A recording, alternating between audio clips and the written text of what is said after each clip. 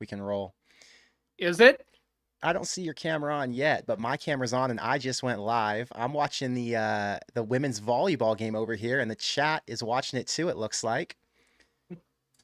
Chat, I've got John Johnston trying to come in. He's a little late, but we're gonna get this figured out. Perfect time to do it during the national anthem before any action starts. I will be honest with you. This is the first time I've ever watched a women's volleyball game with the sound on. I've seen it in the background before, but never had the sound on and listened to any commentary since I didn't know what was going on anyway. But today's a special day, and I had to be able to follow and know what was actually happening. You know what I mean? Let me pull up my chat box. Okay, here we go. Jim, thank you for being here. Thank you for the $10 super chat. I've got some hot takes to respond to today. And once John gets his camera on, I'm going to bring him in here. Oh, Did you figure it out, John? So, guys, sorry for the slow start. I've got a few things to talk about today. I was waiting for the national anthem to get calmed down because I just feel weird talking over the national anthem. Usually I'd have my hat off, standing up, hand over my heart. You know the vibes. I'm a respectful American. Oh, and now they've got the planes coming over. John, are you watching this? no. Man, the stadium's, I mean, it's a pretty good turnout right now. I would say you've got a 90%, 80% capacity so far. I'm hoping it fills in a little bit more. I really want to see them break this record today. Oh Okay. my God. Husker Nation gifted 10 Corn Craze memberships. I don't even know what that means, but thank you for gifting it. There it is. Darrell, Declan, Danny, Luke, Stuart, Tyler, Smiles, Ron, Oh Great, and JH Catfishing are all now members, courtesy of Husker Nation. So if you guys send me comments, I see them. They pop up to the very top, and I respond to as many member comments as I can. And when you guys comment on my regular videos, I always respond to member comments first because now that I'm getting a lot more comments, it's hard to keep up with all of them. But thank you, Husker Nation, for the donation. It means a lot. All right, I've got John Johnston in here now. I'm going to merge him, and then I'm going to get to chat. Don't worry. So give me 1 minute. So we've got Discord coming in. And now here's John Johnston. And now I just need to size you up, John, and we'll be in the game. Sizing 1, 2. Don't block me off. No, no, no.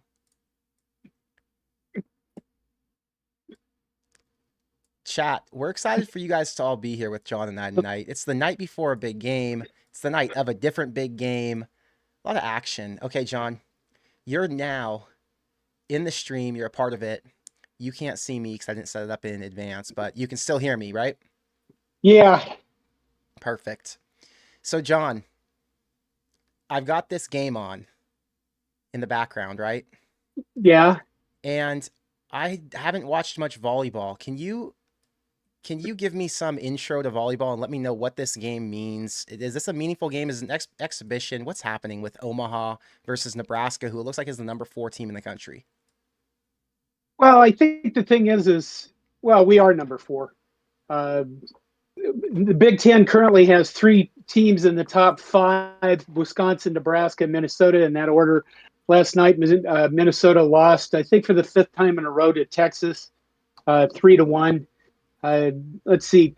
I think the key for Nebraska is this.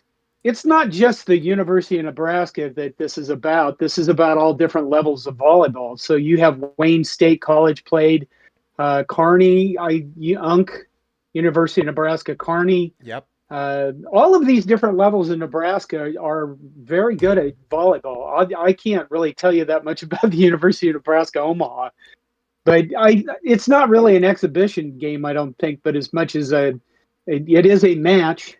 But I mean, put it this way: normally Nebraska probably would be playing somebody like a Stanford or a Baylor or somebody like that. That is Florida, Louisville, a team that is fairly highly ranked and preparing themselves for the season. But I think last year Wisconsin took the attendance record away from Nebraska, and Nebraska got pissed off about it and said, "You're not doing that to us." I No, mean, Wisconsin's won the last 4 Big Ten titles? yeah, I think if Nebraska's going to win at something, they're going to win at the attendance record, right? Well, it's Volleyball in the Big Ten is an incredible sport. I mean, it's so competitive, and now you have USC, UCLA, Washington, and Oregon joining, and the volleyball as a sport in the Big Ten is going to get even more amazing because, you've got USC, UCLA are traditional powers. Oregon is usually one of the top teams in the nation, like top 10 teams in the nation from year to year. Uh, I've shot. You can see the volleyball photo behind me. I've shot a lot of volleyball actually, and it is a beautiful sport. I mean, it's fast. The girls are athletic. Young women are athletic. It's amazing to watch. Did I mention it's fun? Yeah, It's no, it weird sounds like doing it's this without seeing it. It's well, not like I'm it's talking to a computer screen. it sounds like it's a fast-paced deal, which makes it my type of game. It's just I never really paid attention or wanted to learn because it was one of those things where I didn't start listening or watching in high school, and so since I didn't start early, I always felt behind. So I didn't want to have to try and learn something new, you know. It was just me being stubborn. But now I'm kind of forced to, and I'll tell you one thing. I love the script across their jersey. The Nebraska cursive looks freaking awesome, and I'd love for them to put that on more merch because I would definitely buy that. Hey, James, thank So you for the $20 super you don't chat, know what you're by the way. seeing. You said, I don't know what I'm seeing. You don't know what you're seeing in volleyball then. Oh, what I'm seeing is just them do their walkouts. It's just the intro. The girls are throwing volleyballs Okay. around. Yeah, nothing's happening yet. But And they did the tunnel walk. The girls got to come out to Sirius, which I thought was pretty cool. It's probably special for them. But yeah, it's I think a it, adventure. if you saw them come out, you saw the smile on Lexi Rodriguez's face, and that probably said it all in terms of. I think this is a huge, it's a huge moment for Nebraska because I'm an older guy. This is really hard to do without looking at somebody. I'm an older guy, and I can remember, when I was growing up, that girls' sports was really kind of a thing that was like, oh boy, girls are going to play sports. Yeah. And you kind of, I don't want to say it was a joke because you had to live with these girls in high school. You didn't want to make fun of their sports. But a guy named Terry Pettit started coaching volleyball at Nebraska. And Terry Pettit is the reason why Nebraska became an enormous power in volleyball because he looked at the sport and said, I'm going to build this thing. And his coaching tree is amazing. Uh, and I think, I live in Minnesota. It's the state of hockey. There are probably, I don't know, 5 to 10 hockey rinks within 10 miles to my house. Yep. And they have invested in the sport, and everybody plays hockey. You see little kids out before they can walk, skating around on ice skates with stools. And I always joked, if you can't skate by the age of 5, you're not playing Minnesota hockey. So Nebraska, the same thing for volleyball. You've got people that always talk about Texas being the state of football or Florida the state of football. Well, it's all right if Nebraska is the state of volleyball because, I mean, hell, why not? It's not like we have to replace football with volleyball and just say, We're not oh, it's limited. this. We're not limited to just one. We can be the Right. volleyball state and the football state is your point. Yeah. Because volleyball, again, if you looked at, I mean, look at the NBA and the WNBA. The NBA kind of supports the WNBA. The WNBA really doesn't have as much, probably, well, not nearly the audience. Right. No, there's But definitely not this. There's no way there's a WNBA stadium full like this tonight. yeah, professional volleyball, on the other hand, I think that could, I think there's 2 teams coming to Omaha actually for professional volleyball, and I think they could easily make a go of that because people just love the sport. Well, they picked the You right know, state to do it. yeah, Well, and it's fast. And let's what's face it, I mean, look at some of the young women playing this sport. I mean, they're Amazons for God's sakes. no, I've It's not seen some of even. them are like 6'2", 6'3". Yeah, yeah. Yeah, that When it, would tower over me about 5 inches. I'm only 5'10", so I'd be small compared to them. When I was in college, we used to throw parties. A lot of people at UNL will be familiar with the address 1219 New Hampshire. That's where I lived for, I think, 2 years.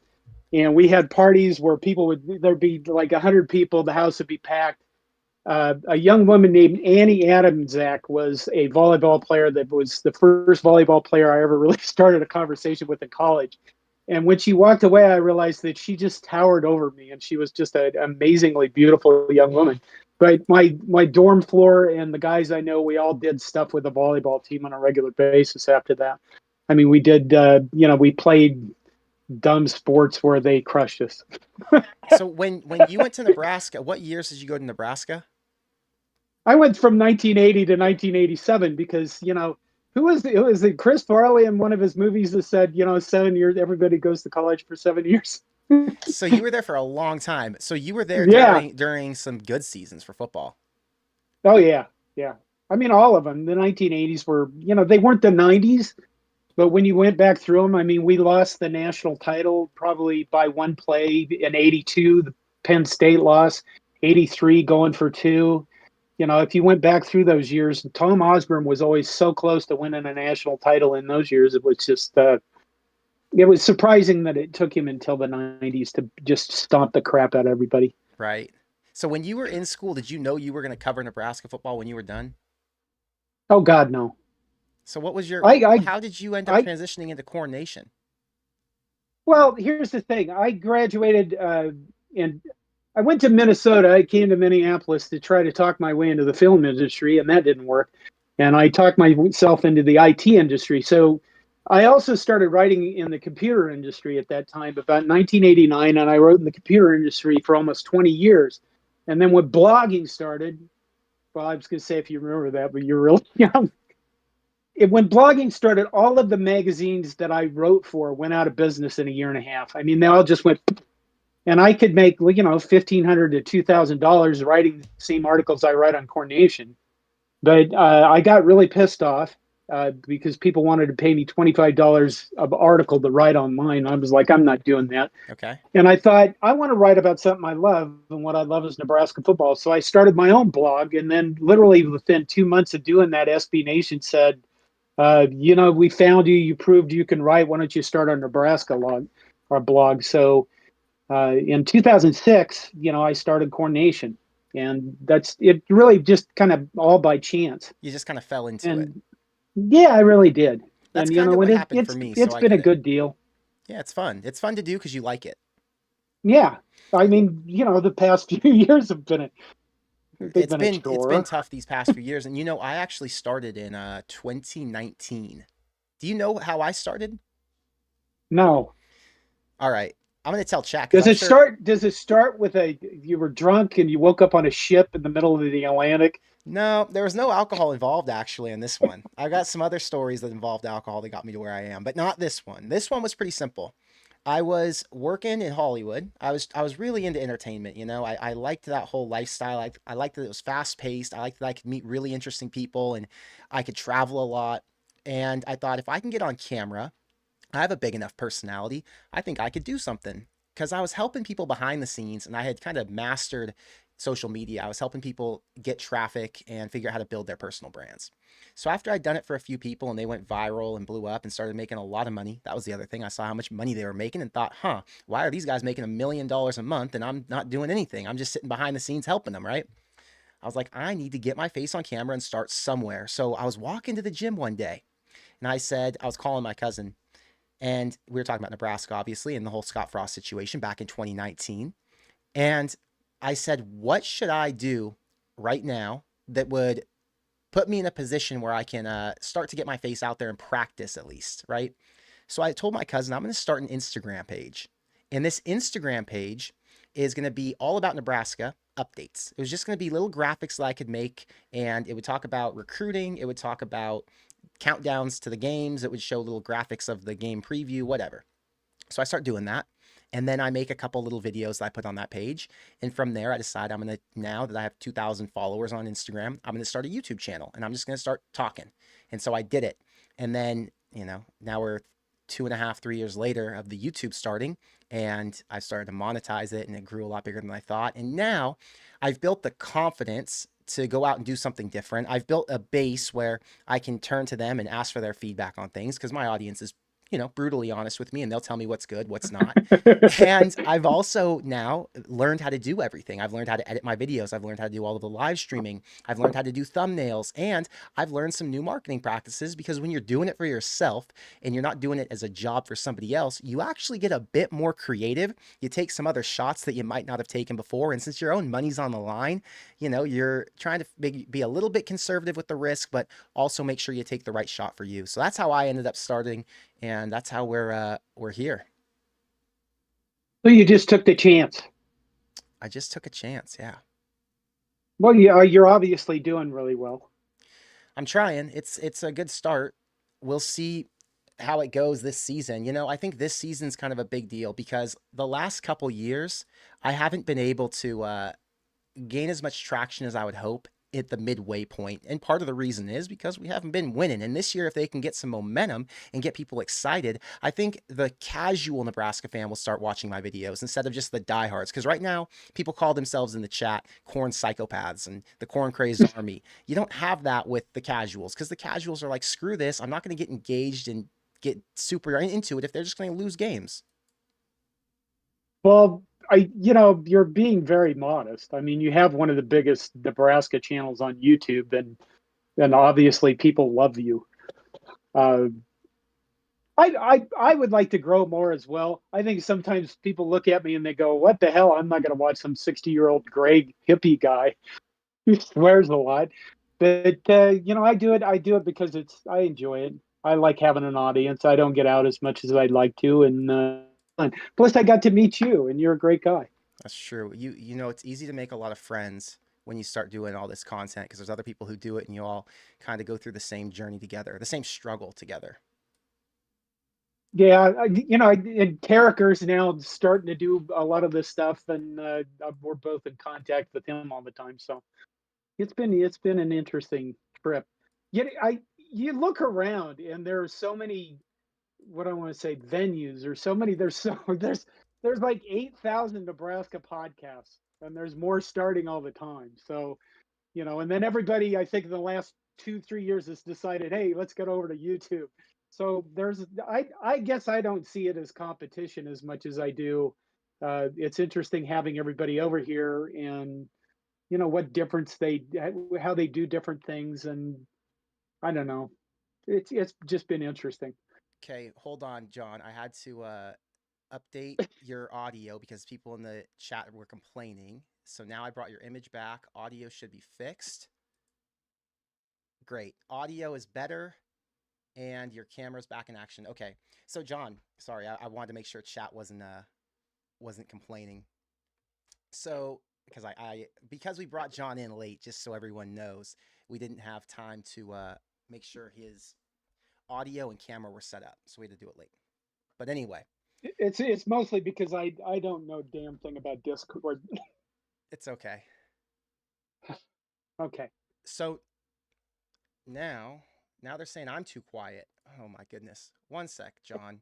Just let me make sure Aren't you everything's good. supposed to have an audio guy or something? I do, but when I'm doing it last minute, it's harder. Test, test, test, test. Okay. Test, John, say test. Test. I hope we beat the snot out of Minnesota, because I just want to see us win. I do too. You're still more quiet than John. Why am I quiet? What is going on? Test, test. Well, Oh, here, I can turn up my I can I turn up think that mine. 90% of the There we world would go. say that There we go. everybody's more quiet than me. That's true. No, but I'm usually obnoxiously loud. How do I turn up test test? Am I better now? There we go. You are. Are There you? we go. I'm looking at the chat over here, and should I make any comments on the chat? You can do whatever you want. I just had to You know, we're fine-tuning everything at the last minute, so it's harder when I'm trying to do it, but we're good. Okay. well, They can hear me. somebody named Dallas Lane said nobody in the state will be showing up to work Friday, and I think he's got a good point. That's true. We're I going think if back to employers are back. actually expecting anything out of Dude, anybody Friday, they're out of their minds. back to back big nights. You've got the volleyball, and then you've got the Nebraska game, and you've got the entire weekend of college football. I'm not going to, I mean, I don't go to work. This is what I do for work, but I wouldn't go to work either.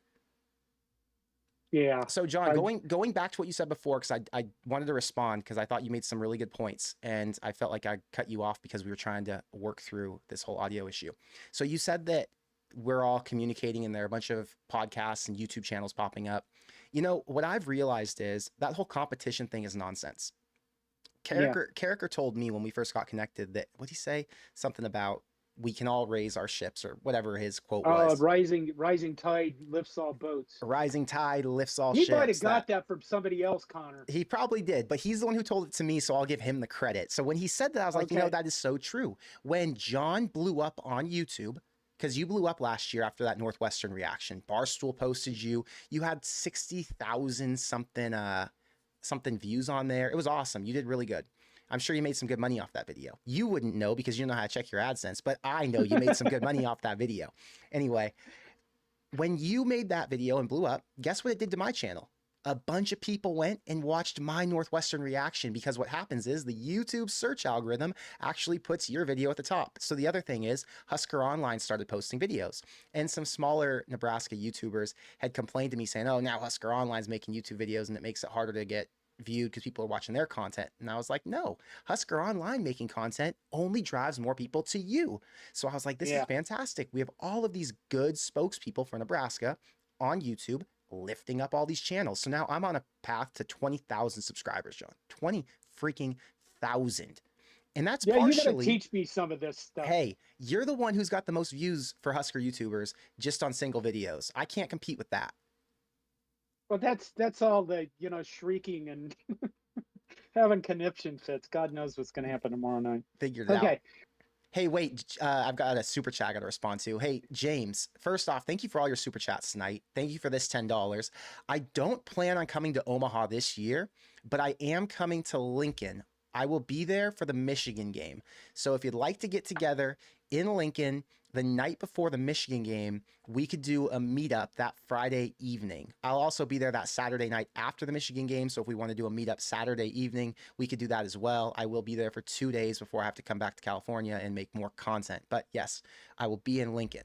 So that's the game plan for now. And I'd love to see you. James is super cool. There were a bunch of people, John, who I got to meet when I went to Omaha this last time.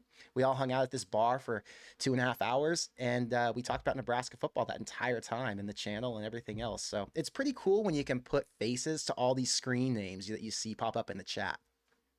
Yeah, that's true. I would like to, well, get out. I think what we're going to do is, I don't know if I'll get to any Nebraska football games in Lincoln. I'm going tomorrow night, obviously, and tomorrow I'll be doing a bunch of stuff. But I think what we're going to do is try to have a tailgate during baseball season because, we try Corn Nation, not necessarily on YouTube. I guess we do in our live shows. We try to cover all the sports, but there's a number of us that are Husker baseball fans, and baseball is a big thing to a lot of my guys. And I think that we will set up an annual tailgate from now on. I Nice. am not the best organizer of things, and I think my guys keep are like, "When are you going to organize this?" And I'm like, "What the hell? I suck at organizing anything. I could barely keep my life together, man." See, I'm really good at organizing things and making plans and doing it. The problem is I don't talk about any other sports. I'm so limited and hyper focused on just Nebraska football, so it makes it more Yeah. difficult. For you, you've got a lot of things you can do and talk about. And I think your audience actually does listen to you talk about basketball and all those other things. If they came to my channel and wanted to hear me talk about it, they'd be like, what is this idiot saying?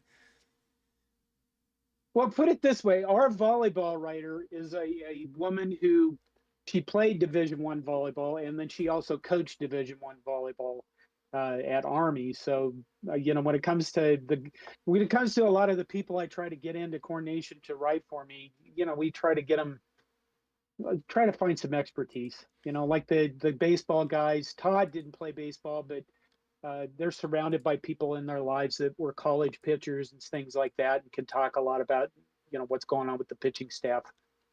So it's I guess I like I'm a Husker. The University of Nebraska Lincoln did a lot for me in my young life to provide me with the skills to become who I am, and that wasn't just in the classroom. That was in meeting all the people many of them have been lifelong friends. So I feel like I owe a debt to the University of Nebraska, and this is part of paying that back, is covering a bunch of the different sports.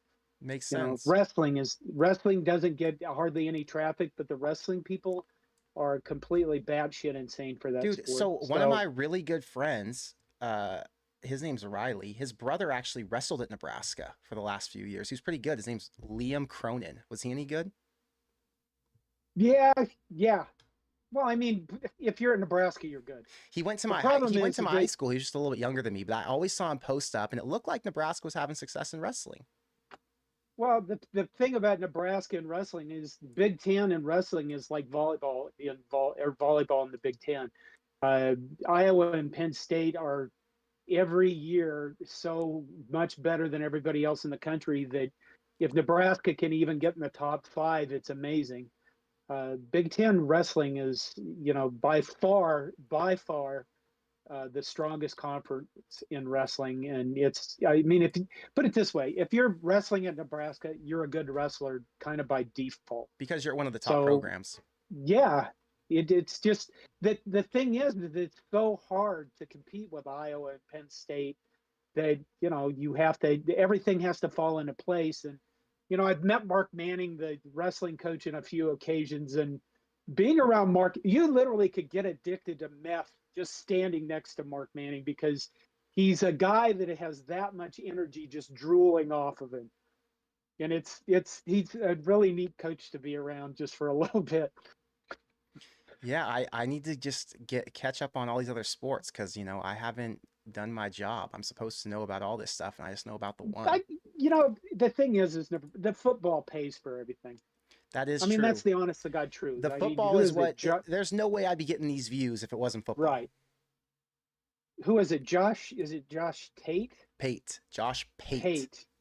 I mean, I've seen his program, and he talks about the fact that yeah, football covers the bills, and that's why he Dude, doesn't do a lot of other stuff. I So I bet you Josh Pate, I don't know how much his show is making, but I bet you Josh Pate on YouTube alone is making 50,000 a month, 100,000 a month just from views. That doesn't include his really, sponsorship. Oh yeah, the views that he's getting. If I showed you some of the numbers on the videos I do, and I have no problem being transparent with my audience, they totally get it. I'm out here grinding every day, so they want me to make as much money as I can. There are some videos that I'll make, and I'll make almost $1,000. Now, I'll tell you this: if Nebraska beats Iowa this year, I will make $1,000 from the video reaction. If Nebraska beat Michigan this year, I would make $1,500 from that video reaction. So there's a lot of money in it because people get so amped up and excited, which is fantastic. right? And this is the other thing. I can make a lot of money during football season, but you know what happens in the off season? Yeah, I make freaking nothing. So it makes it right. really hard to say I'm a full-time Nebraska football YouTuber when full-time really only means 6 months of the year.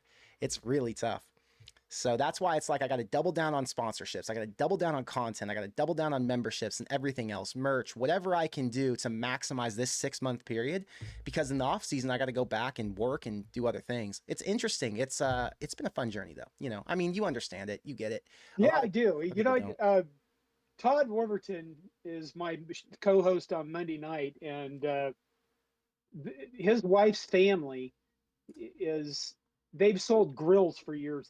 The kind you take to a state fair, and you make like 3 million Mm-hmm. grilled corn things. And apparently, he told me tonight, yeah, she's going back to talk to these people at the Minnesota State Fair to find out how she can make like millions of dollars in 12 days because that's what a lot of those people do.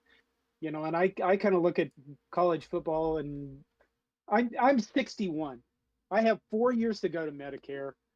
Uh, I would like to be able to make money off YouTube just because I enjoy it, because my IT career is going to go down the hill next 2, 3 years, 4 years. Nobody wants to hire an old IT guy, especially one with a brain injury. And then I enjoy this. Dude, I enjoy talking to people. on your Northwestern reaction, you know how much money you would have made if that was on my channel? Oh my God. Do you know how much? No. $700 at least. Just for your Northwestern reaction. So you and I are going to have a Zoom call early next week, and I'll share my screen. We'll go through my I told you, analytics. I've offered to help you and try and help you make sure that you can make money off your YouTube channel because I understand the value in it and I understand how important it is to know how to work your back end. I've got a comment here Okay. that I want you to answer really quick. Yeah. Osawar said, I'm scared of Jeff Sims turning into Martinez, where our O-line is bad and he can barely run. I don't have that fear. Do you have any fear that that would happen? You know, I don't know if it turns into which Martinez, Taylor or Adrian. I'm But assuming he's talking about Adrian. yeah, the thing is Adrian Martinez wasn't a bad quarterback. He made a lot of plays. The problem was he also fumbled the ball. He was responsible for a lot of wins, and he also did some magnanimously stupid things and losses. Last time he was in Minnesota, uh, he went back. He was a fourth-year starter, and he went back into the end zone and took a safety. And what the hell? You can't do that as a fourth-year starter. Do I have this fear? I was trying to think of a video I do before the game and about what we know about our Nebraska football team. And the honest to God truth, if I was going to be completely truthful, we know nothing. Nothing. We know exactly zero. Mm-hmm. We don't know really what the offense is going to look like. We kind of have an idea of what, 3-3-5, but we really don't know what that's going to look like on the field. And most people don't pay attention. They don't understand defense as well as offense anyway. But we're going into this game tomorrow probably as blind as Minnesota. Are we going to see pulling? Are we going to see fullback traps? Are we going to see counter plays? Are we going to see any kind of option plays or zone read type stuff, inverted veer type stuff? We don't know. We have no idea. Yeah, it's so interesting because normally we know what's coming. And this year it's so different and so unique. It's not. It's something we know that they want to do. It's just because we haven't seen them do it yet, it makes it really intriguing, and it's hard for me to make any realistic predictions on it. And I don't want to be wrong because I could be so wrong if I told you what I thought was going to happen with Sims tomorrow. I'm actually betting some player props, like how many yards that Jeff Sims will pass for, who will be the leading receiver, right? But it's so ridiculous because we have no idea. Tomorrow, IGC could come out, break out as the number one receiver, the same way he did against Northwestern. No one saw that coming. Ramir Johnson could take over as running back 1, and we would all be like, wait. This guy was potentially a running back 3 2 weeks ago. Then we heard he's in number 2, and now he exploded and became the number one guy because he can do everything. It's just, it's a tough situation. Really quick, Husker Nation donated another 10 Corn Craze channel memberships. Appreciate you. I know everyone in the chat who received that is grateful. So thank you a ton, James. You're the man. John, I'm going to try and do something because we didn't set this up before. It's going to be me trying to figure it out. So give me 1 second. Okay. I'm going to try to see if I can give you a little corner of my screen share. Hang on here. Okay, yes, I can. Now I just have to shrink you. Bang, bang. We're putting John in the corner. We're going to do bold predictions right now, John. I'm going to get bold predictions. You and I are going to react to these bold predictions from the comment section, okay? Oh my God. You good with that? Yeah. Okay. I love reacting. Good, perfect. Well, we've got a few. So we've got 10 here, I think. So here's the first one. Jake said, bold prediction I didn't give. The defense pitches 2 shutouts this year. What do you think the odds are of that? Are there 2 games you could see Nebraska pitching shutouts? Louisiana Tech.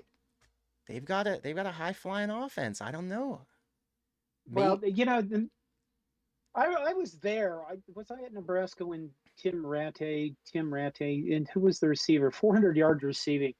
Set the NCAA record. No, it was during a Solich, because Solich let Ralph Brown stay on the field and guard the guy, and I can't remember the receiver's name that had 400 yards. But they were never going to win the game, but the guy racked up crap tons of yards, and they did score. Northwestern is the other one that could be a shutout, just because I think, Northwestern's kind of a disaster. I'd actually say Northwestern's probably my number 1 pick for a team we can shut out. That's number 1. Number 2 maybe would be a Northern Illinois. I don't think their offense is going to be as potent, but they've got Rocky Lombardi, who came from Michigan State. The other one could be a Purdue, but Purdue's got a couple pieces at running back. Realistically, I think 1 shutout. There's a chance for it, but I don't think we're getting any shutouts. That's where I'm going to say. I would like to see a shutout at Illinois, because if we shut out Illinois, that would mean that our run defense is doing very well. I don't think we'd get a shutout at Minnesota just because it's the first game and everybody's going to have some mistakes and things are going to happen. Yeah, I agree. It's going to be tough. Okay, how about my next bold prediction I pulled up? Wait, where is it? Number 2. Okay. These are bold predictions, though, so Oh yeah. Oh yeah, they are bold. It's okay to be wrong on bold predictions. I just wonder if we can get one of these to come true. Okay, after this year, we will be back in the preseason polls. Doesn't mean we're going to deserve it, but it's going to happen. It happened in Frost's second year too. So if Nebraska wins, let's say they go 7-5. Let's say they go 7-6. Okay, they get to a bowl game. They're 6-6. They lose. They win the bowl game, or they are 7-5, get to a bowl game and lose it. Either way, 7-6. Do you think the hype is back and Nebraska ends up in the top 25 next season? well, I think most of the national pundits understand what Matt Rule does in his second and third years. So if we're on a schedule, if we get to a bowl game, let's just say we get to a bowl game and we look impressive, the team, we have a core of a team because under that guy we fired, uh, I almost said his name. Under the guy we fired, I mean, we didn't really have anything. And I think national pundits want to see, can Nebraska actually play football? If we do that, people knowing what Matt Rule can do in his second and third year, yeah, I think we'll be in the top 25. I think But here's the the Matt thing. Rule Here's the part's thing. big, but also the recruiting classes they're bringing in. I think Yeah. that's another part. Okay, continue. The other thing is in 2024, the whole world changes. The Big Ten becomes expanded with good teams, no real bottom feeders. And, the college football playoff expands to 12 at this time, and maybe it'll even expand further. So it's going to be a very interesting year to see how people handle these differences in the structure of college football. That's very true. The next year, maybe Nebraska could start off in the top 25, but will they end there is a great question. Chat, what do you think? Right. Let me know what you think. Does Nebraska, if they win 7 games this season, do you think Nebraska ends up in the top 25 to start next year? I guess most people are going to say yeah. Next hot take. Ramir Johnson will be our running back 1 by the end of the year, leading the running back room in rushing and receiving. Do you want me to start? Yeah, I want you to start. I love Ramir Johnson. I think he's the most explosive. I think I'd say he's the most explosive player we have. I don't know about the pure rushing part. I don't think you want to take Ramir Johnson out and expect him to run first down, up the middle type plays. But I think that he can be the player. First of all, I think there's too much emphasis in the running back thing about who's starting and who isn't. I think we're going to see much more situational football. I think under Matt Rule, where you're putting players in to do certain things against certain teams. Uh, and Ramir Johnson to me he is the guy I'm looking for this year to just be explosive and score and all-purpose yards all around. I Maybe like not lead the team in rushing, but I like him to uh, get a lot of touches, but not running back touches. I think Gabe Irvin's going to lead from that position. I think that he'll get a lot of touches out of the backfield, kind of on swing passes and in maybe a third and long on a draw. He'll be a situational back. That's my take. My next one is from Grant. It says Tony White gets hired as head coach after this season somewhere else. no. You think it's going to take more than one season for him to get a head coaching job? I think he loves Nebraska so much he'll never leave us.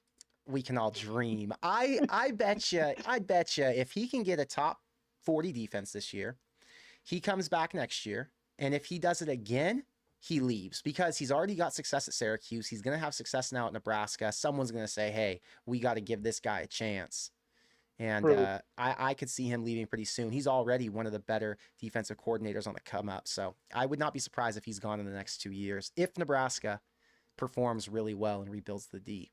Okay, another one says, we finally get on the positive side when it comes to turnovers. Rules benching guys who are fumbling. Ball control will finally be on our side. Do you think we're in the plus in turnovers this year?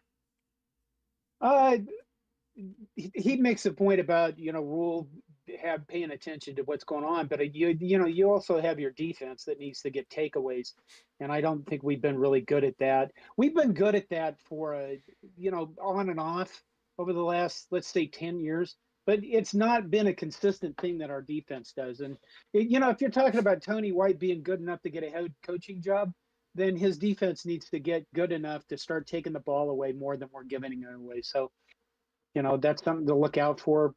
Do I want that to happen? Hell yes. I want us to crush our opponents and make them weep Well, I as think their hopes and dreams fade away down a river. I like that idea. I think this year, though, is actually a really good year to go positive in the turnover category. You've got a team who's going to run the ball more, first off, right?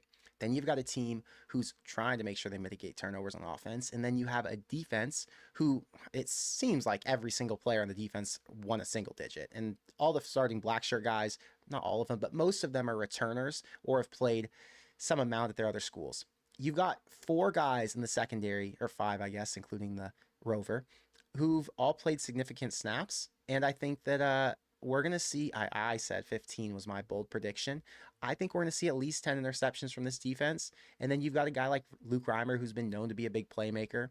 Maybe get in the backfield with Ty Robinson or Chief Borders, MJ Sherman, and create something out of a quarterback. Who knows? But yeah, I like their odds to, I don't know, this year be positive in the turnover category, but pretty soon here be. Okay, there's some from the chat right now. Don't Get Me Started says, does Nebraska have a player enter the Heisman talks within the next 2 seasons? What do you think about that? Oh, why not Ramir Johnson? You I've talked him up so far. But the love other it. guy is, everybody's looking to see if Malachi Coleman can, step it up. There's always been rumors about him as taking plays off here and there, and if he Mm-hmm. can get over that and he can become a player that, his body is like a super freak guy, maybe that guy can get into the Heisman talk. But the problem is, the Heisman has become all about quarterbacks. So, you get guys that are receivers and running backs talked about, but the Heisman has almost exclusively become a quarterback trophy. So I don't know who's coming up as maybe Danny Kaelin can get into the Well, Heisman that talk in 2 years. or we could talk about another transfer quarterback. The transfer quarterback thing, if you lose Jeff Sims, let's say this year, does Nebraska want to start Chubba Purdy or a true freshman Daniel Kaelin, or do they want to bring in somebody else to compete for the spot one more season? I don't know. I think this team's about competition, and I think if they want a true competition, they'd have to bring in somebody to compete with Chubba, unless Heinrich somehow becomes an explosive runner this year and turns into like a mini Anthony Richardson who can throw it better. I don't know. But I don't know about the QB situation. I would think Nebraska's more in line to give a Heisman to a running back. And in that situation, who would be the running back who emerges? And I don't know that answer. Unless Gabe Irvin's back for the next couple of years. Gabe Irvin actually will be. He'll be here this year and next year. So, Honestly, I'd rather see Nebraska start winning Outland trophies again. I mean, that's what we did for years, and we haven't. Nobody even brings that up anymore. yeah. You guys are probably even too young. You don't even know what the Outland Trophy is. No, trust me, John. I'm 30 years old. I know what the Outland Trophy is. I'm an adult. Hey, Ron, thank you for the $5 super chat. I'm glad you're a member. I've got another one from Zach, $2. Thank you, Zach. You're the man. Hot take. Nebraska wins in Boulder by 3 touchdowns. I've got my take on this, John. What is your thought? I think that's a hot take at all. You think they're going to win by 3 touchdowns? Yeah, I think Deion Sanders. I know people are like, oh, I don't want to lose to that guy, but I just think that, he's torn a whole team apart. He's trying to put a whole team together. It sounds like he hasn't paid attention to the trenches very well. I just don't really see Colorado being much of a threat to anybody, and I think we're going to find that out right away Saturday against TCU, when they play TCU. Okay, I'm going to be honest with you. Here's my take on Colorado right now. At first, I was thinking, okay, Colorado's a shit show. They have a fantasy football team, all right? They've got a safety from Arkansas, a defensive end from Florida State, a linebacker from Alabama, another linebacker from Clemson, a quarterback from Jackson State. Literally, if you go across their roster, they're too deep. They have, what was the number? Like 36 transfers in, and only 4 guys who played at Colorado last year. So it's just goofy and awkward to look at. Now, although these guys haven't played together before, Some of them have played significant snaps in the SEC, ACC, Pac-12, Big Ten, and because of that, I think that they're going to be, I don't want to call them competitive against TCU, but I do think that they're going to be trying to work off the chip on their shoulder. Okay. They want to prove it because you've got all of these analysts and all of these fans talking shit on Colorado. You guys are a joke. You're never going to win anything. Your total this year is 3.5. Good luck beating anybody except for, I think, Sacramento State and Stanford. Realistically, there's enough talent there to compete and put pressure on teams. So I'm not so sure they're going to lose by 3 touchdowns to TCU. And I'll tell you right now, when Nebraska comes to town, Deion's in his first game at home. Those players get the vibe of a sold-out crowd. They are going to be amped up. And Nebraska is not walking into a game where they can take it lightly and just go on cruise control. I legitimately believe Colorado has enough size and speed at the skills positions to take advantage. And I don't want to say that they're going to beat Nebraska because I think that's a long shot, but I think they could keep it within 1 score. And I think that it could be a team that we get nervous about going into the fourth quarter. Not a game where we're going to be stressed, but, we're like, hey, Matt Rule, you need to put the gas on because this team is getting too close for comfort. That's just my thought. Now, anything can happen. How about this, John? Right. Another one from the chat. He said, Tater says, and wait, there were a couple members. Okay. Husker Nation's been a member now for 11 months. He says we have to beat Wisconsin and Iowa to be top 25. That's a fact. Don't get me started. If you could pick one guaranteed win, who do you got? I'm going with Northwestern. No, wait, you're saying a guarantee as in, I got it. Okay, if I could pick, a free win, I would say lock in Wisconsin right now. I think Wisconsin has our number. They've always been a problem to deal with. That game's on the road. It'll be at night most likely. That's the game I would say give it to us 100%. What would your game be? Michigan. That would be massive if they could beat Michigan. Just because, Michigan's going to be highly ranked, if not, number 1 or 2. And, Nebraska, it's been a long, what was it, Michigan State, where Brandon Riley ran out of bounds or got pushed out of bounds? I was at that game and I went since crazy. We beat anybody in the top 10. And I'd like to see Michigan people cry and weep. Hey, I get it. Because of us, not Ohio State or something. I get it. Okay, here's another one. Thoughts on the black shirts coming before the first game? How do you feel? That thing has become just so over. I put it this way. I'm to the point now I just want to watch them play football. I don't care what they wear. I don't care what they look like. I just want them to just smash people into the ground. Physically, be physical. I think that's a tradition that coaches feel like they have to keep carrying out because it's important for the fans. Maybe it keeps the players incentivized, but because I'm sure Jason Peter will be there to tell them about it, or people like Adam Carricker, which, is important in carrying on a tradition inside the locker room.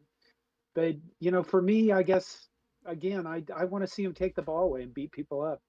I want to see him chase Ethan Kalimanis across the field. Kaliak Manis. You got to get his name right. It's Ethan K. Okay. He's a rapper. Ethan K. Okay, Ethan K. Oh, fam, thank you for the $2 super chat. You said, when am I coming back to Omaha? And he says, Nebraska by 10 tomorrow. Okay, I think Nebraska by 10 might be a stretch. I can hope for it, but it sounds like a lot. I'm coming back to Lincoln for the Michigan game. I won't be in Omaha, but I'll be in Lincoln back-to-back nights for that Michigan game, and I'll probably do a meetup then. Okay. Here. NFL Quick Talk wants to get clarification on the wide receiver room. Who do we have besides IGC and old boy from Virginia? Okay, so old boy from Virginia is Billy Kemp. IGC is the other one. Alex Bullock is the other. Alex Bullock just got put on scholarship. He's John Bullock's brother. He's said to be one of the best route runners. It looks like he has really good hands as well, so hopefully he shows up big. Behind them, John, what's the depth chart say? Well, the depth chart, the depth chart says there isn't a lot of production there. I'm trying to see. I want to see how deep down it goes before we get to freshmen. Okay, so Marcus Washington's behind Alex Bullock right now only because he was injured. Ty Hahn's behind Isaiah Garcia Castaneda, and Josh Fleeks from Baylor is behind Billy Kemp. It doesn't say on this how far back it goes for freshmen, but on this other one I've got pulled up. Oh no, it doesn't anymore. It used to say which freshman it thought. I think it's Jaden Doss or Jalen Lloyd, Malachi Coleman. So once you get past the starting six, you're two freshmen. Yeah. So that's gonna be tougher. But we got some good freshmen on the come up, so hopefully we don't have any injuries in the wide receiver room because we need all those guys. Dom, thank you for the $2 super chat. He says he thinks that Nebraska will be Michigan's trap game, which I would agree. That could be an issue for them because Nebraska should have some momentum up at that point, at least being 3-1, hopefully 4-1. Okay, another Well, hot that take. could be. What was that? Oh, go ahead. No, you. Northern Illinois could be our trap game after playing two on the road and nationally televised big games. So. I'd be more worried about Louisiana Tech because Northern Illinois is the first home game, so the players are going to be amped up, and I don't think they're going to be sleeping. But Louisiana Tech is that second one. They could be a little bit, down on themselves. Like, okay, we're 2-1 or 3-0. We already know that we can beat these guys, and we got to worry about a bigger game. So they're just chilling and not all hyped up like they were before. That's my guess. Oh wait, Minnie Hunt says in there. Did you see on the official roster they have a link to pronounce names now? Do they? To somebody else. Yeah, they've had that in the media guide for quite a while. Oh, I like that they put that on the roster. They need it because I'm over here talking about all these players and I don't know how to pronounce their names. I hate it. Yeah. I sound like an idiot. And then my comments always say, which is good for engagement, the comments always say, no, you say it like this. I'm like, yo, my bad. I never met the guy. I mean, imagine Indomitian too when he first came around. Everybody struggled with that for a while. That was a really difficult one.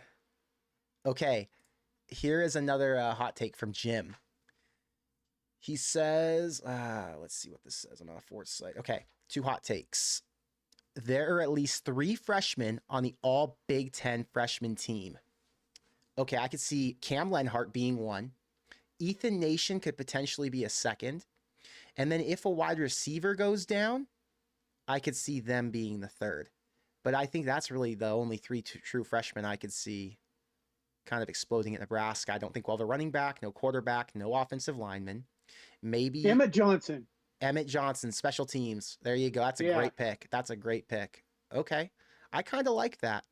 Emmett Johnson, Cam Lenhart, and then hope for an Ethan Nation if he was able to play a lot. They say he could make the 2 deep. Okay, Rule said he wasn't going to fair catch on kickoffs. Which is fantastic for Emmett Johnson. It's going to give him a lot of opportunity. Yeah. Okay, here's the second hot take. Nebraska has an aggregate rushing total of over 2,500 yards. Do you think they rush for 2,500? That would mean good? Gabe Ervin runs for 1,000. Jeff Sims runs for 600. That takes us to 1,600. Is there 900 yards between the rest of the running backs? That's yeah. You think? Yeah. Hold on a second. Let's see. Rushing offense, 2022. Let's look at. You have to go down to the 13th, number 13. I'm looking at college football statistics and national rankings for rushing offense. 2,500 per. 2,500 is right around, let's say, 13th to 15th, maybe. Okay. Oh, I'm sorry. If you have 2,500 rushing yards, you're in the top 25. Okay, rushing. Yeah, I think that's achievable. I think we have to start out running the ball this year until we figure out who the receivers are going to be. And we do have good running backs, so that's. If they're going to go all in on the run game, then it's possible as long as the offensive line doesn't fold. So I like those hot takes; those are cool. How about this one? This one's a stretch. Okay. Anthony Grant will be a Heisman candidate this year. Starting the season as a backup will motivate him, and he's going to run with no pressure. The new offense will lean on the run game. He'll break a big play every game. Offensive line will get pushed, and our backs will look good. Anthony Grant, what do you think? Why are people hanging on to Anthony Grant so much? I think because they got so much hope out of him last year. He was the one bright spot on offense, right? He, against, who was it? North Dakota, he looked really good. Even Northwestern, he had a kind of a breakaway touchdown. So early on in the season, you thought, man, this guy could have a really bright future. And then things just started to slow down. He was running kind of laterally, and the offensive line didn't do him any favors. And then now he can't hold on to the ball in practice. Now, keep in mind, I really like Anthony Grant. I think he's a stud. But with Gabe Ervin and with Ramir Johnson, that room is stacked. Yeah. So do you really think he can break out and be a Heisman candidate? I mean, I No. don't even think he can be a starting running back at this point. I think he's good, Yeah. and I think he can play in the Big Ten as a running back. But do I think he'll win the starting job and get that many carries? No. To be a Right. Heisman level running back, you have to dominate. You have to be the premier guy on the team, not splitting carries, obviously. And you've got to be doing, I mean, you've got to be catching balls out of the backfield at least. And you've got to be Right. rushing 6, 7 yards a carry at times. I don't see Anthony Grant as that kind of guy. No. But he is a good running back, and I like him. Okay, Yep. here's an aggressive prediction. Supposedly it's aggressive. He said with Fedoni being able to get 4 feet above the defenders with great hands, I look for him and Sims to play pitch and catch inside the 10-yard line for TDs. Do you think he is the top red zone touchdown kind of threat? The guy who is sitting in the end zone or in position to score for Sims. Is that how they draw it up? Well, somebody's going to have to score, and if he can get 4 feet above the defenders, Well, okay. Let's say he can get. Let's say he can get 2 feet. Because realistically, if he's one on one with a linebacker who's 6 foot, okay, he's six right, five, right. and he jumps up on him. He probably got a higher vertical than that guy who's a little heavier. So maybe it's a foot and a half, 2 feet above him. Okay. If he's Yeah, got, I like that. Yeah, if he's 2 feet taller than a guy, I think he's somebody you've got to target. And there's some guys who he would be 4 feet taller than because there's DBs who are 5'9". well, that's true. So if he's going That's against true. a DB who's 5'9", who's lined up on him, which would probably never happen, then he is gonna moss the shit out of that dude. But yeah, I think he's probably right now Nebraska's #1 red zone threat if I'm a coach, because I'm going to try and figure out how to make sure that he's running inside routes one-on-one with linebackers or safeties because he's got a big body, so he can just close or box those guys out with his elbows and try and pull something in on the inside. That's my guess on how they'd use him. Okay, here's what I want to do, Mr. Brian Reed, if that's your real name, guy with the hot take, bold prediction. I think you should change your attitude and say that Thomas Fedon, we don't stop worrying about touchdowns. He's the guy that's going to get first downs. Because on 3rd and 4, we need somebody that's going to get first downs and extend possessions. Because that's how we're going to win more games this year. We're going to be Minnesota, and I think we need players.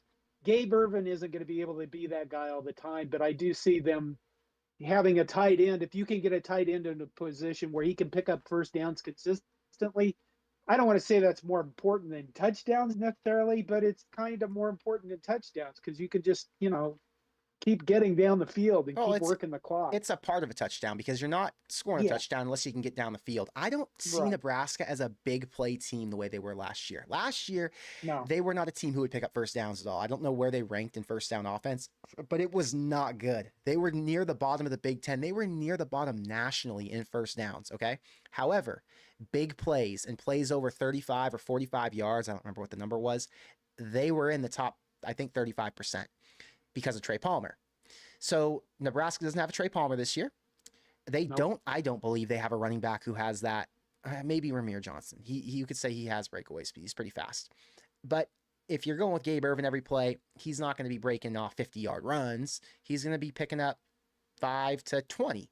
And then you've got Billy Kemp, who to me is like a Wandale. Fast, but more quick and agile. He's good in space, but again, he's not a deep threat like Trey Palmer. So Nebraska's going to have to move the ball downfield and get 5, 10, 15 yards here and there.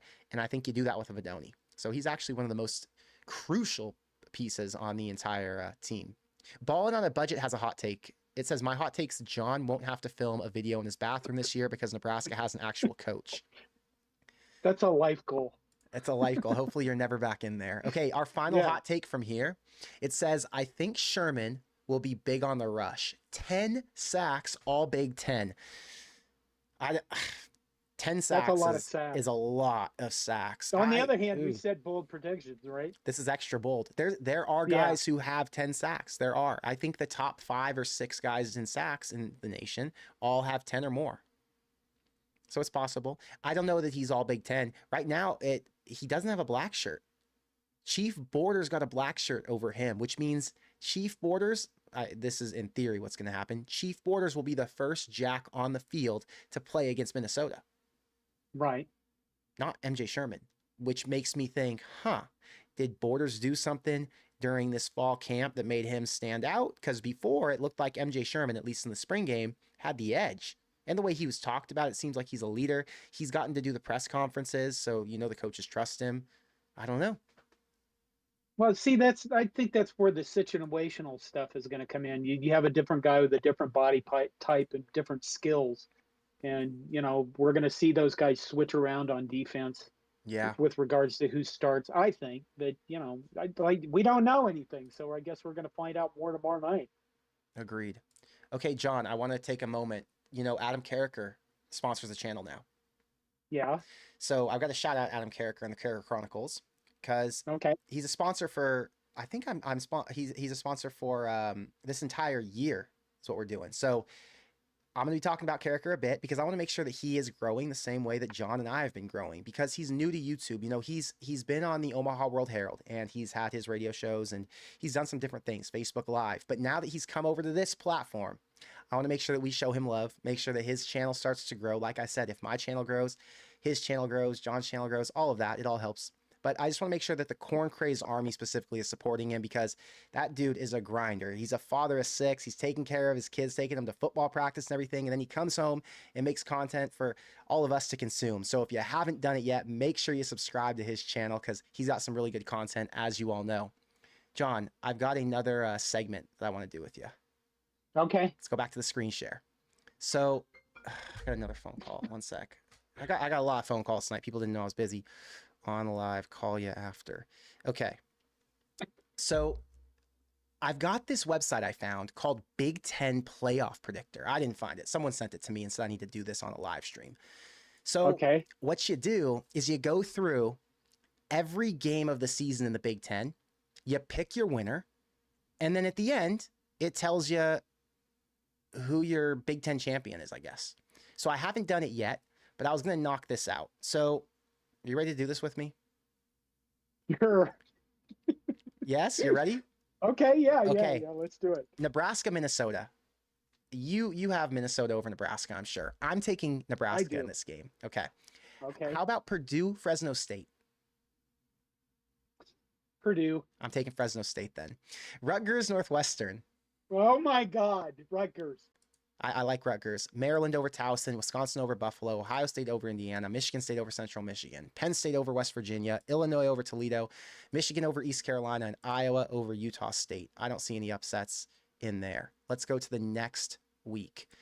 We've got Nebraska over Colorado, Rutgers over Temple, Wisconsin, of course, over Washington State, Iowa State. What are you thinking here?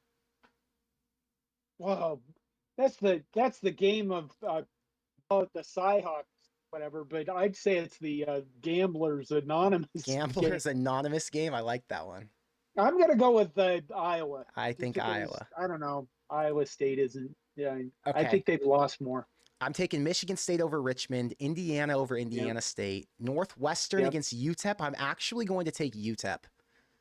That's a good choice. Ohio State over Youngstown, Penn State over Delaware, Michigan over UNLV, Maryland over Charlotte, Minnesota over Eastern Michigan. Yep. Purdue against Virginia Tech. I said they lost against Fresno, so I'll say they beat Virginia Tech.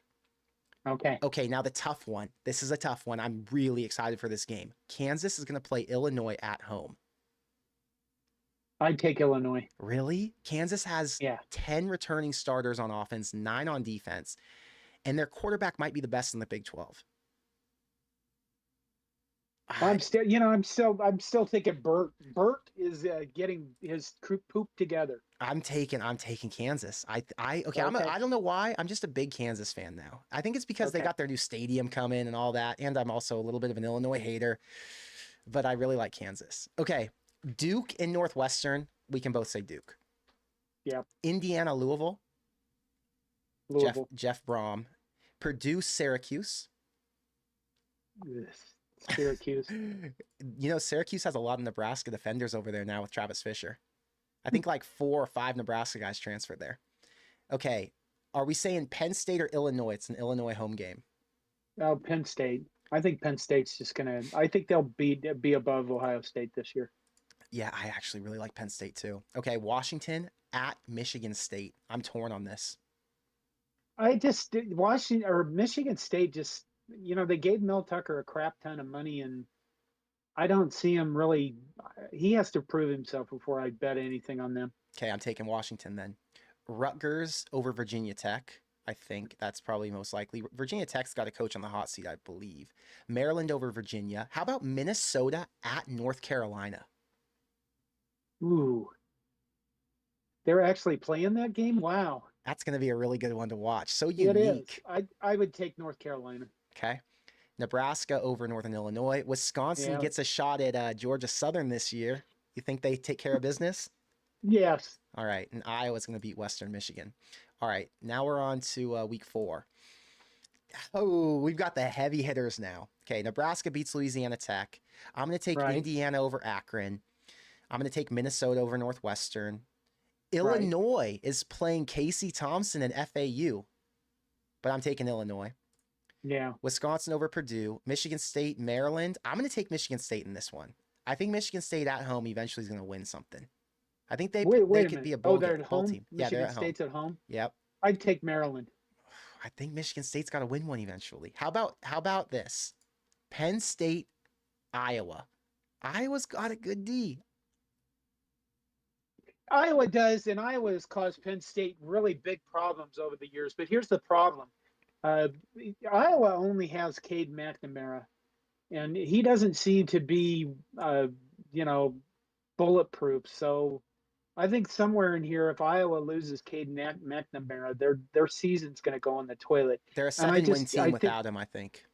yeah, Penn State is just. I think they're going to beat Iowa, How about and Ohio? it's at Penn It's State. at Penn State. How about Ohio? This is one of my favorite games of the whole season, and I really like it because Sam Hartman now is at Notre Dame, and he makes the offense dynamic. One of the reasons Notre Dame's been so bleh over the past few years is because they have a really good defense, but their offense doesn't do much. They just run the ball and throw it 5 yards to the tight end.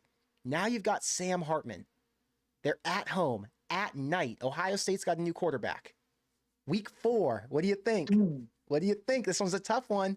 Well, you know what? Let's take Notre Dame just because it'd be interesting to Let's watch the take, Buckeye fans just yeah, freak out. let's take Notre Dame. Okay. Michigan, Nebraska. We're taking Michigan. I can't trust them yet.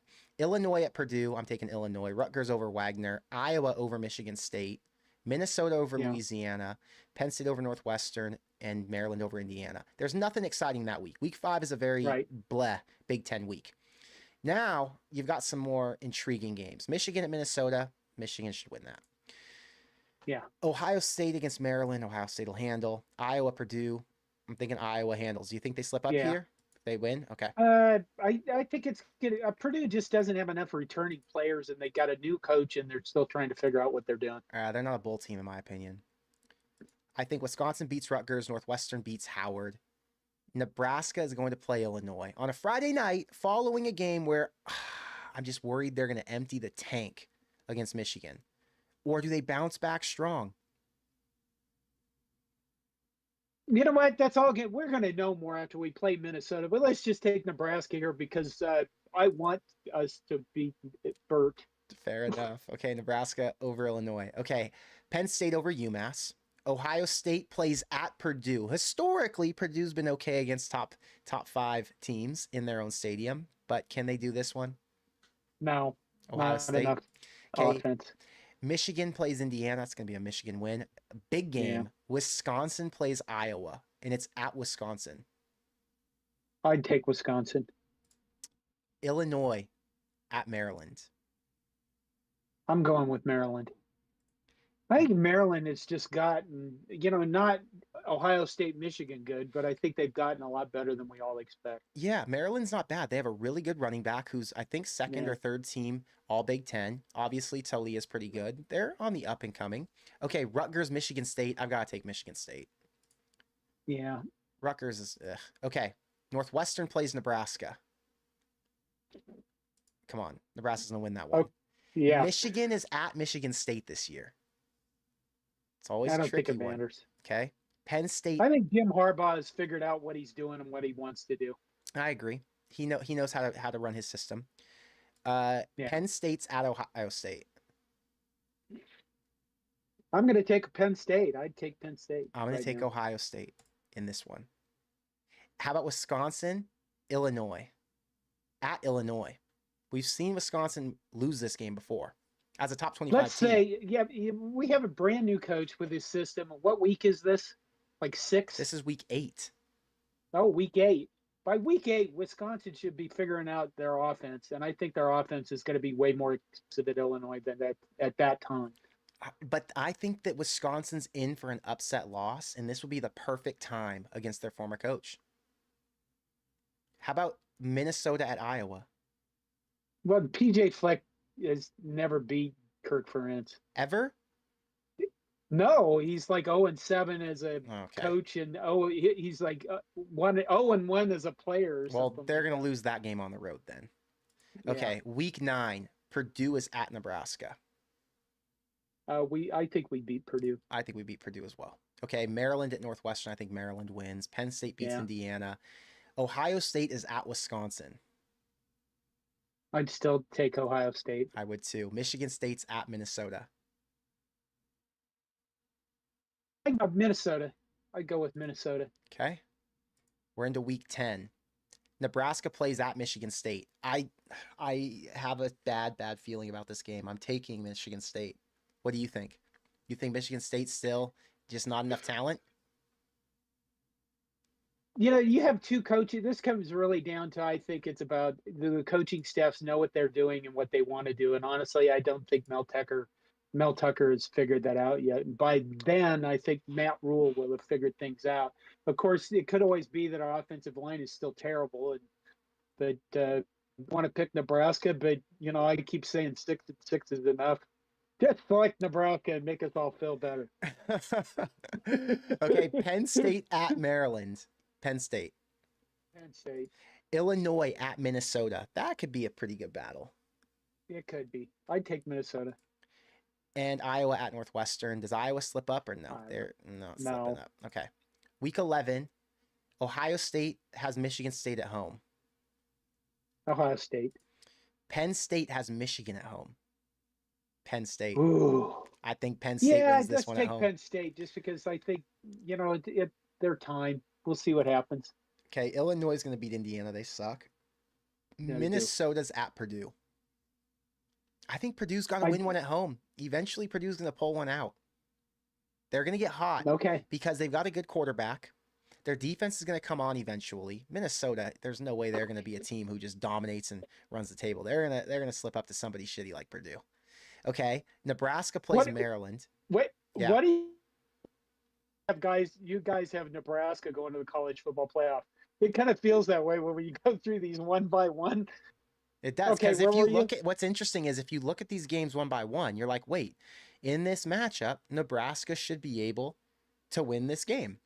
The problem is, in reality, you just know that's not what's going to happen because Jeff Sims is going to get injured this week against Michigan State, right?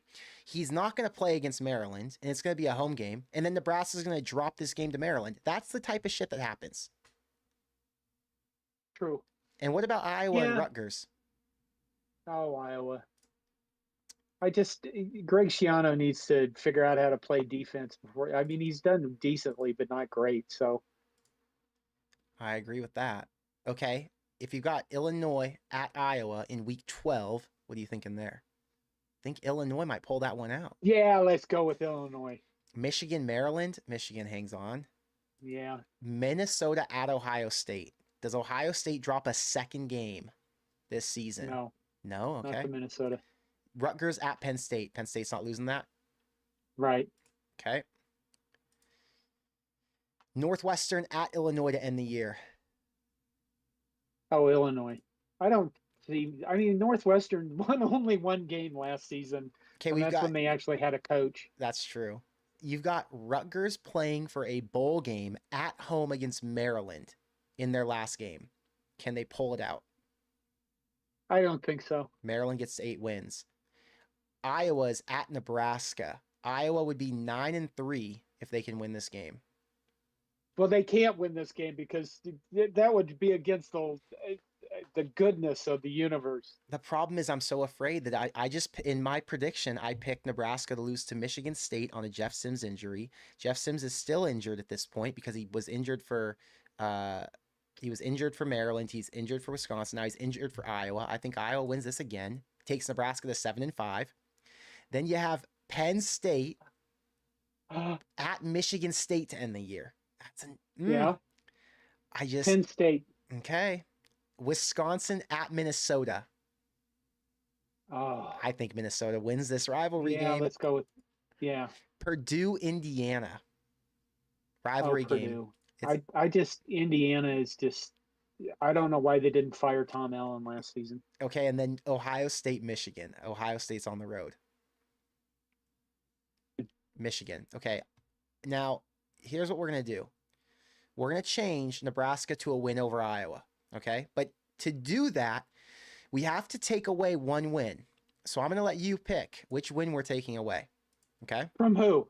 What? From Nebraska. We're taking a win away from Nebraska to get to 7-5. Because I don't think it's fair for me to drop a prediction where Nebraska wins 8 games. So here are your choices. Do you want to take away the Northwestern win for Iowa? No. Okay. Oh No. Okay.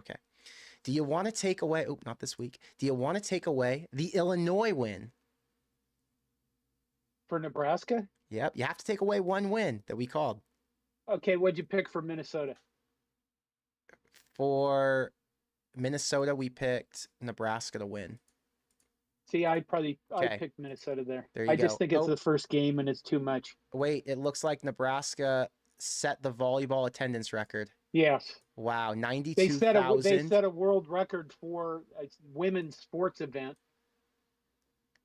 Wow. Well, that's great. So now Nebraska just needs to win a national championship. Yeah, that's going to be a tall order in volleyball. I mean, it's so competitive, and first they have to get past Wisconsin. But they reload this year, and we have a really good group of players coming back. So we're going to see what happens.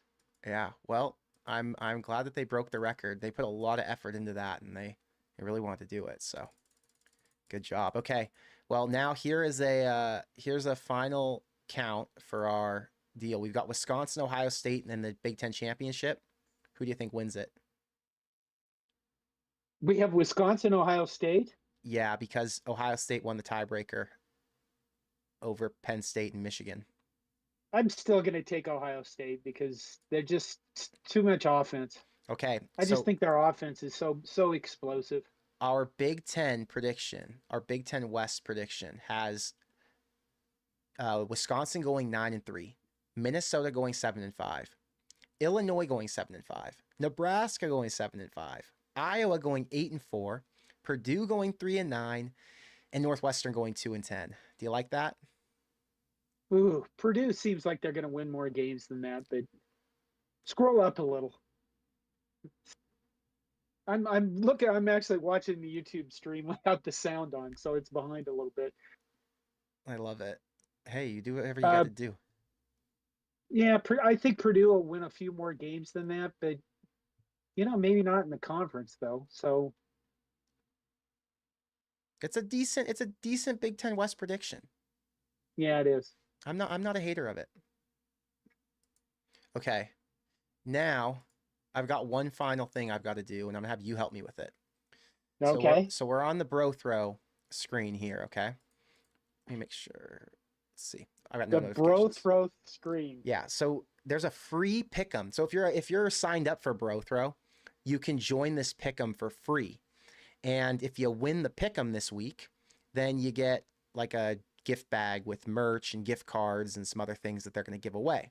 So right now there are 80 entrants in this pick'em, and there's going to be, probably 100 something by the time, or probably 150 by the time it's done because it just started. So this is how the pick'em works. You have to pick the winner against the spread in every one of these games. So I want to know what you're thinking on these and help me pick. The first one, I know what you're thinking. You're thinking TCU is going to cover 20.5 over Colorado. Yes. I don't. I'm taking Colorado. You know what I'm really thinking? I'm thinking when I was just a small boy, my daddy told me, son, only don't ever bet on anything besides yourself. Hilarious. My dad is a complete degenerate like I am, and he taught me how to gamble in Vegas, taught me how to throw dice when I was 21 years old, and then got me into sports betting. Okay, how about Virginia at Tennessee? Tennessee's a 28-point favorite.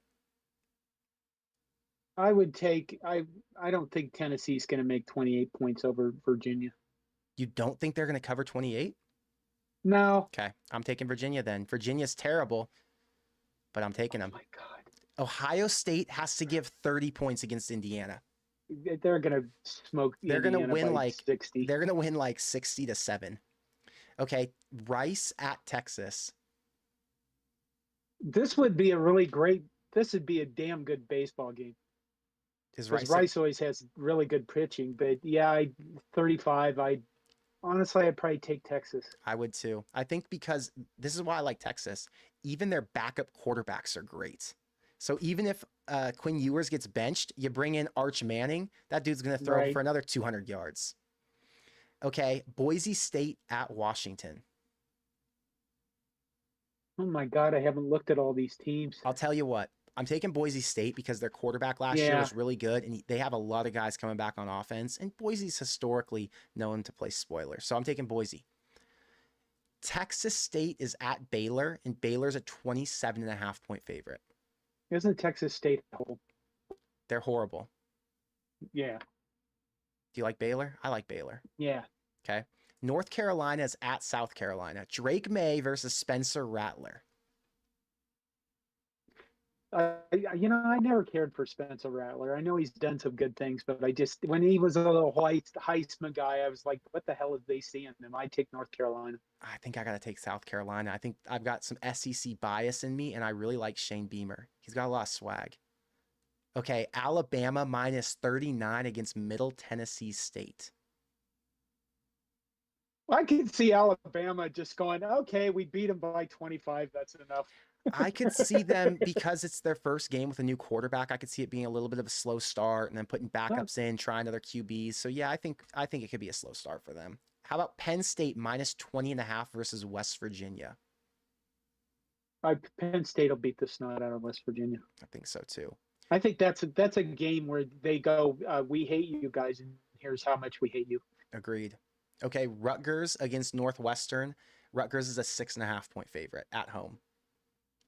I take Rutgers. I don't know what it is. There's something about Northwestern with that new quarterback and the chip on their shoulder. They might come out fiery, so I'm taking them. Florida State plus 2.5 against LSU. Ooh. This is a tough one to pick. Those are two. I would go LSU. I Okay. guess it just seems to me like every year Florida State's going to do something, and then they don't. They've been a lot like us. That's true. Well, last year they finally made it to 10 wins. Right. They almost lost to Oklahoma in their bowl game, though. But okay, last game on here. Clemson goes to Duke, and Duke is a 13-point underdog. I'd take Clemson. I think so too. I think there's always excitement in that first. Who's Duke's coach? No, I'm thinking of Wake Forest. David Cutcliffe. Yeah. Dave Clawson is Wake Forest coach. Okay, I just entered the contest. Right. So now if I go to my entries, I can see there are 81 people in this contest, and then I can see all my picks. So if any of you want to sign up for this now free you can blame me, right? If I lose, I'm blaming you. So now if any of you guys want to play this contest for free on Bro Throw, you just click the link in my description below, brothrow.com/GBR. It's free to sign up, and then you can play in contests like this and bet on games. So it's pretty cool. Anyway.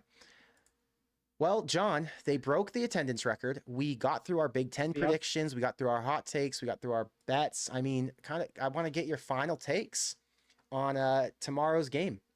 I didn't see your prediction, your score prediction. What was your final prediction for the score?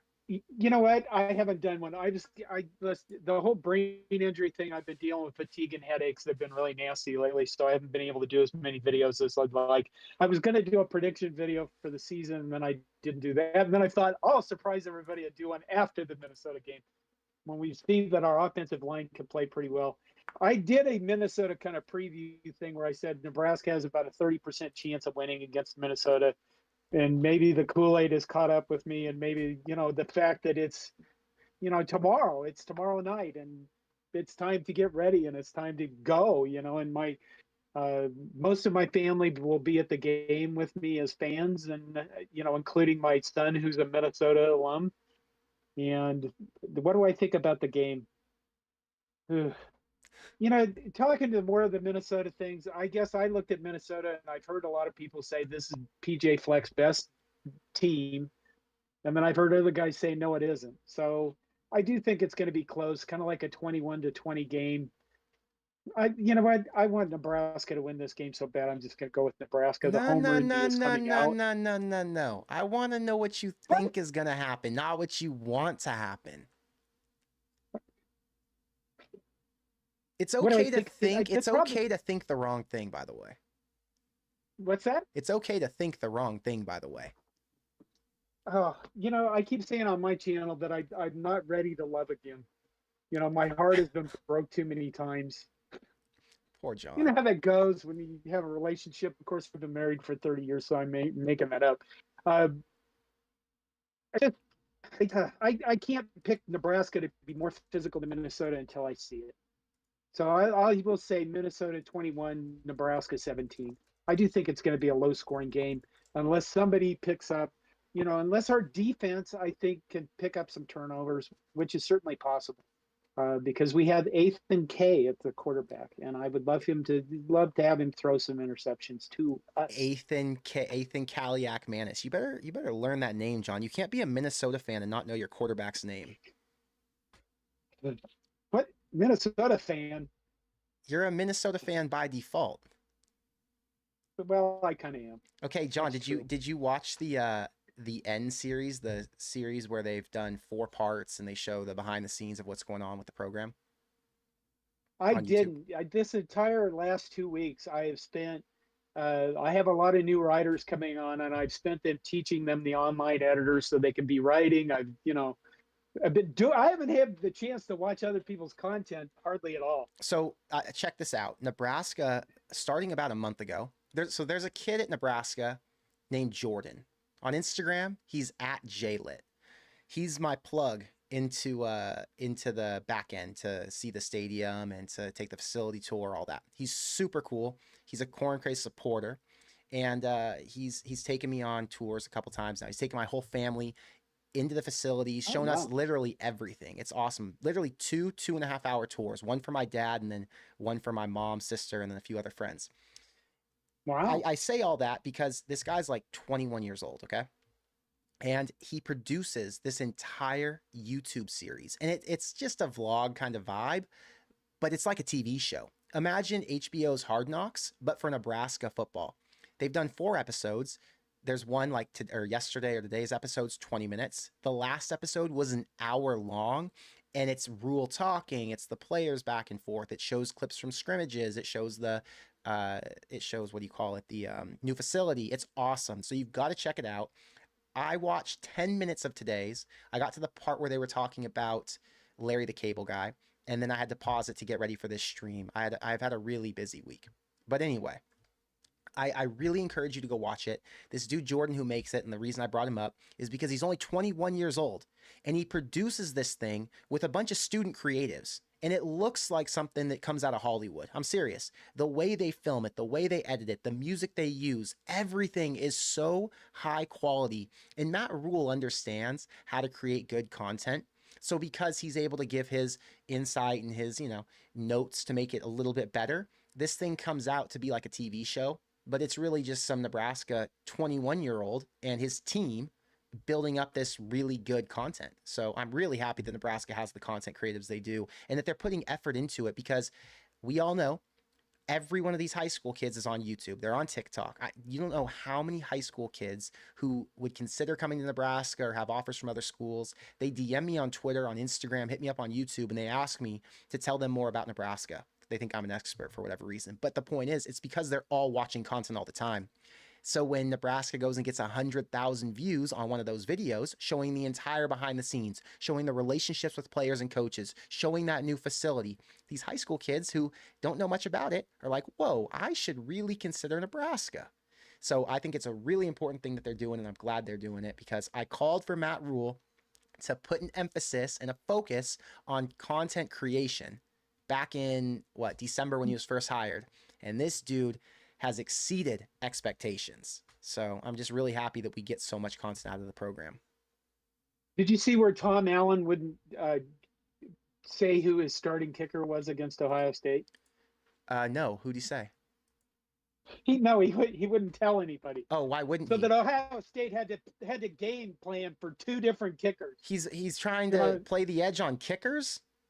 yeah. Well, the thing is it's kind of nice to see how open Matt Rule's been with everything. I mean, he's been open with the practices. He's done the content creation. You compare that to the guy before him who, everything was like we're coming up with a formula for the next nuclear bomb or whatever the hell, you know. As if it's It's some been really secret. interesting. Yeah, it's been Well, really fun. The I off hope he season has was. been fun. I hope he was trolling, trying to be funny. Tom Allen, Yes.